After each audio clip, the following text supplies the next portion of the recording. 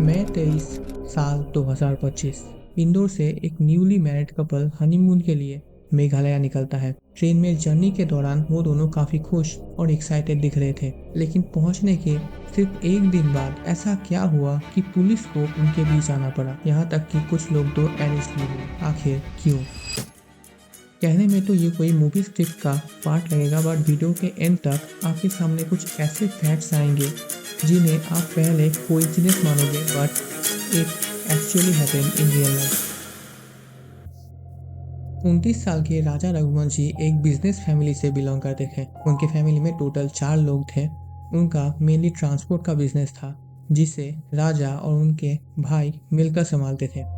दूसरी तरफ 25 साल की सोनम भी इंदौर से ही थी। उनके पापा एक प्लाईवुड बिजनेसमैन थे। सोनम की लाइफ में कुछ ऐसी चीज़ें भी थी जो उस वक्त तो किसी को पता नहीं था, बट जानेंगे हम वीडियो में आगे। क्योंकि दोनों फैमिली ट्रेडिशनल मैरिज पर भरोसा करती थी, इसीलिए बातचीत धीरे धीरे बढ़ने लगी। एक टाइम बाद तो दोनों फैमिलीज ने राजा और सोनम के रिश्ते को भी एक्सेप्ट कर लिया था। जहां राजा की फैमिली इस रिश्ते के डिसीजन से खुश थी, वहीं सोनम का मन किसी दूसरी तरफ ही भटका हुआ था। 11th में उन दोनों की शादी फाइनली कंप्लीट होती है। शुरू के कुछ दिन तो सब कुछ नॉर्मल था, लेकिन अचानक हुए शादी से राजा के ऊपर काफ़ी मेंटली प्रेशर पड़ता है। बढ़ते हुए तनाव और टेंशन के चलते उनकी फैमिली कहीं से घूम आने को सजेस्ट करता है। राजा के जहन में पहले कश्मीर आया था, लेकिन सोनम का मन था कि वो दोनों मेघालय से घूम के आए। And let me know U a thing, Sonam का मेघालय चूज करना भी शादी से पहले डिसाइड था, और इसके पीछे भी एक बड़ा रीज़न था। 21 में लगातार 2 दिनों के ट्रेन जर्नी के बाद वो लोग मेघालय पहुंचते हैं, जहां पर वो लोग बालाजी गेस्ट हाउस शिलोंग में एक रात के लिए रूम भी रेंट पर लेते हैं। वहां पर दोनों एक साथ एक अच्छा टाइम स्पेंड कर रहे थे, लेकिन राजा ने एक बात नोटिस किया था कि सोनम ट्रिप के दौरान अपने मोबाइल में काफ़ी ज़्यादा बिजी रह रही थी। अगले दिन उन्होंने कुछ और जगहों को एक्सप्लोर किया। फिर फाइनली 23 में वो लोग चेरापूंजी से करीब 15 किलोमीटर दूर नॉन ग्रियाट ब्रिज पहुंचते हैं। उस जगह का एनवायरनमेंट बाकी दोनों जगहों के मुकाबले थोड़ा शांत, आइसोलेटेड और थोड़ा अनफैमिलियर टाइप का था। मेनली यहाँ से ही चीज़ें धीरे धीरे करके बदलने लगी थी।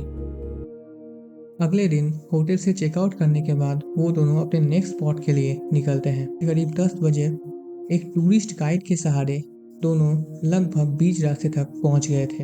हालांकि तब भी राजा को बिल्कुल आइडिया नहीं था कि आगे उनके साथ क्या होने वाला था। एक टाइम बाद सोनम राजा से कहता है कि अब उन्हें टूरिस्ट गाइड की ज़रूरत नहीं है, बाकी का रास्ता वो दोनों अकेले पार कर लेंगे। राजा भी सोनम की इस बात से कहीं ना कहीं सहमत होता है। सुबह के करीब 11 बजे तक वो दोनों शॉकहुंग वाटरफॉल पहुंच चुके थे। हालांकि भीड़ ज़्यादा होने के कारण दोनों वहां से जल्दी निकल जाते हैं। निकलने के दौरान राजा ने एक छोटी सी बात नोटिस की थी।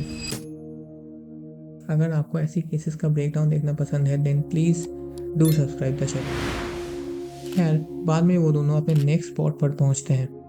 वो जगह इतना ज़्यादा आइसोलेटेड तो नहीं था, लेकिन आसपास कुछ ही लोग नजर आ रहे थे। झरने से पहले एक वैली में फोटो लेते वक्त राजा के साथ एक अजीब सा हादसा हुआ था। मेनली उनका बैलेंस बिगड़ गया था और कुछ इंचिस के लिए वो वैली में गिरने से बचते हैं। जब ये हादसा हुआ था राजा के साथ, तो वहाँ पर कुछ लोग मौजूद थे। शॉकिंग बात ये थी कि ये लोग पहले भी राजा से मिल चुके थे। अब ये शायद कोई इंसिडेंस हो सकता है, लेकिन दोनों ही बार सोनम का कोई अता पता नहीं था। सवाल आता है, आखिर ट्रिप के दौरान सोनम किसके साथ इतनी बिजी थी? और शायद राजा को भी इसका जवाब जल्द ही मिलने वाला था।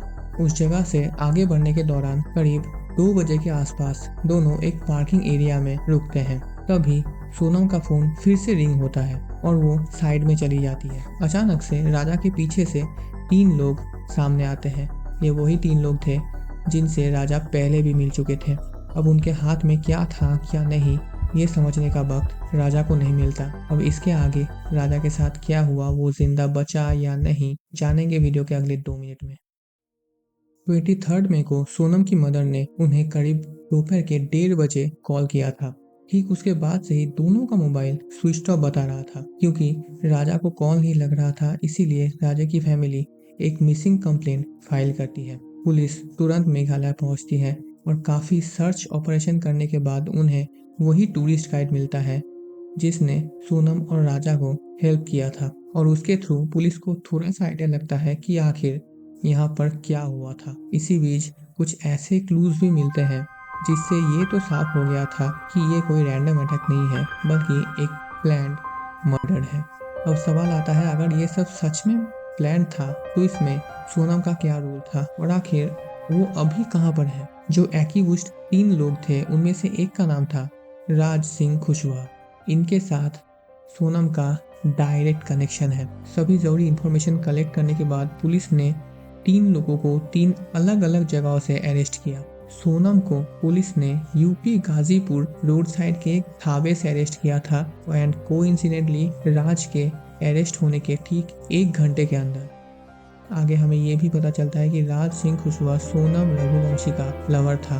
क्योंकि राज दूसरे कास्ट के थे, इसीलिए सोनम के पापा ने शादी के लिए साफ मना कर दिया था, और इसी एक वजह से सोनम और राज इन दोनों ने मिलकर इतना सब कुछ प्लान किया, जहाँ पर वो कहीं ना कहीं सक्सेसफुल भी रही। आपको क्या लगता है, नीचे कमेंट में बताना। कभी कभी एक छोटा सा डिसीजन भी पूरी जिंदगी बदल देता है। अगर आपको ऐसे रियल केसेस का बैकग्राउंड देखना पसंद है, then please subscribe the channel. आगे भी ऐसी और भी वीडियो आते रहेंगी। अभी चैनल नया है तो आप सभी का सपोर्ट ज़रूरी है। टिल देन मिलते हैं नेक्स्ट वीडियो में। Stay safe, stay aware.